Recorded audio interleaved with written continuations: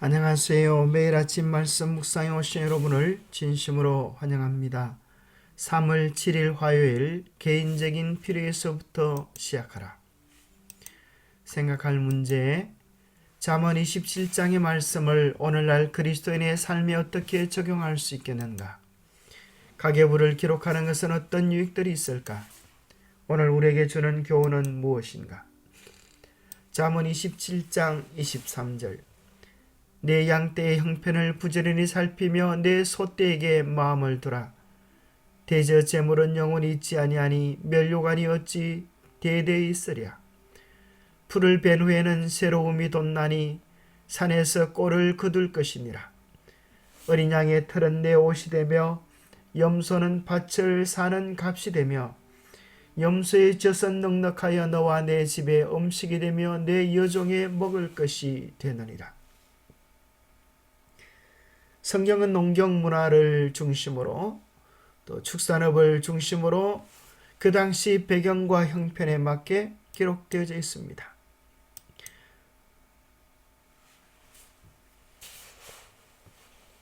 재정관리의 원리는 그때나 지금이나 같다 하겠습니다. 마치 목자가 양들을 잘 돌보면서 그들의 재정을 늘리는 것처럼 오늘 우리도 자기 재정 관리를 지혜롭게 올바르게 해야 한다고 적용할 수 있을 것입니다. 성경이 부자들이 가난한 자들을 억압하는 것이나 재물을 가지고 욕심 부리는 것에 대해 경고하고 있는 것은 사실이지만 그렇다고 해서 정당한 방법으로 획득한 부나 그 부를 얻기 위해서는 사람들의 노력을 비난하지는 않습니다. 오늘 함께 살펴본 성경절은 우리가 우리 자신과 우리 가족을 위해 재정적인 일에 있어 부지런해야 한다고 이야기를 합니다. 염소의 젖은 넉넉하여 너와 내 집의 음식이 되며 내 여종의 먹을 것이 되느니라. 잠언 27장 27절의 말씀을 오늘날의 상황에 맞게 이렇게도 표현할 수 있을 것입니다. 재정 상황을 검토하고 정확한 상황을 파악해 두어라. 또는 대차 대조표를 작성하고 부채의 비율을 이해하라고 말할 수 있을 것입니다. 돈을 버는 기간 동안 종종 그대 유언 또는 기타 중요한 문서들 그리고 현재 자산 상태를 검토하고 필요에 따라 갱신해 두는 것이 좋습니다.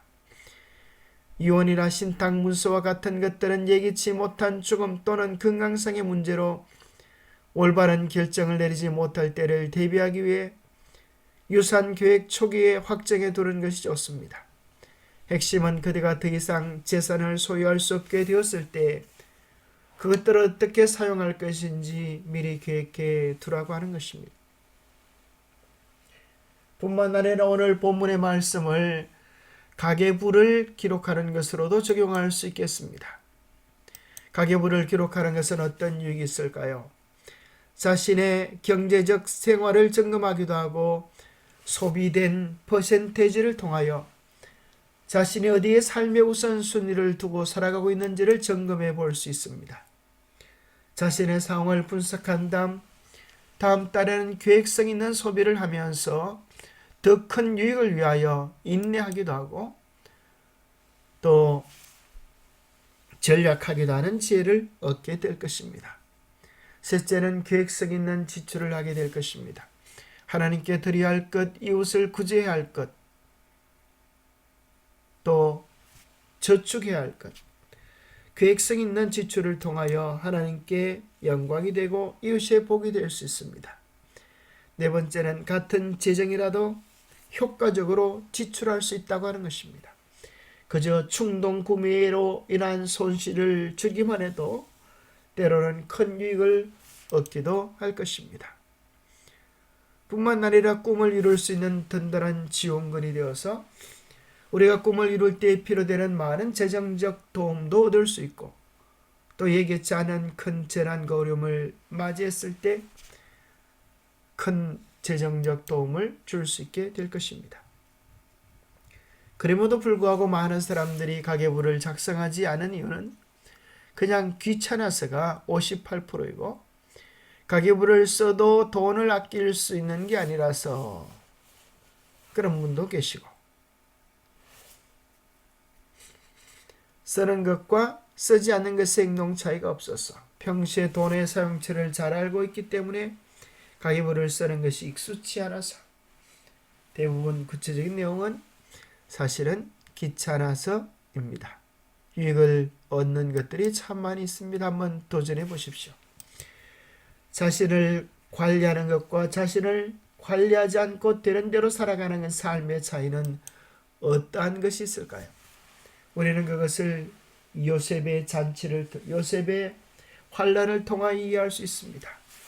실전 풍년이 왔을 때 아무 생각이 없었던 사람들은 그 풍년을 흥청망청 소비해버리지만 실년 환란이 다가올 것을 예측한 요셉은 지혜롭게 재정을 관리하게 됩니다. 그 결과로 어떤 일이 일어납니까?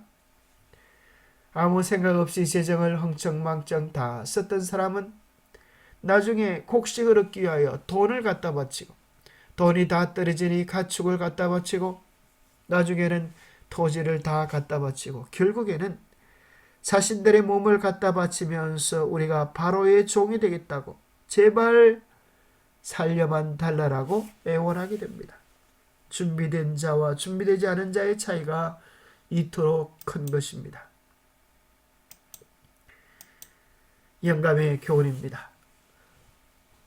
재산 처리 시기를 가르쳐 주실 터 나는 환란의 때가 오기 전에 성도들이 장애가 될 만한 모든 것을 처분하고 희생을 통해 하나님과의 언약 관계에 들어가는 것이 하나님의 뜻임을 보았다.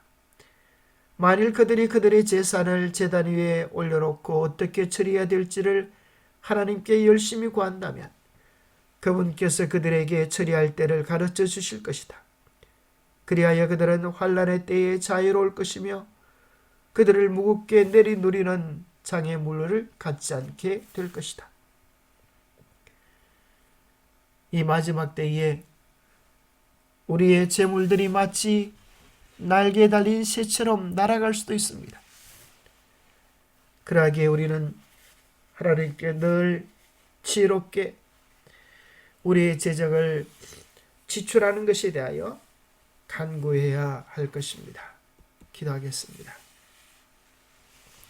하나님, 저에게 베풀어 주신 축복이 저와 저의 가족만의 행복을 위하여 주어진 것이 아님을 깨닫게 도와주시니 감사합니다. 온 가족이 함께 기도하며 계획하여 주신 축복이 가장 가치 있는 일에 가장 가치 있게 사용될 수 있도록 우리에게 지혜를 허락하여 주시옵소서.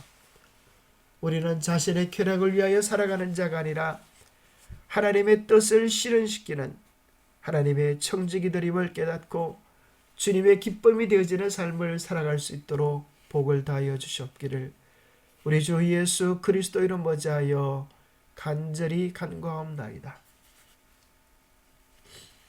오늘도 주님 안에서 기쁨과 소망을 누리는 복된 날 되시기를 축복합니다. 감사합니다.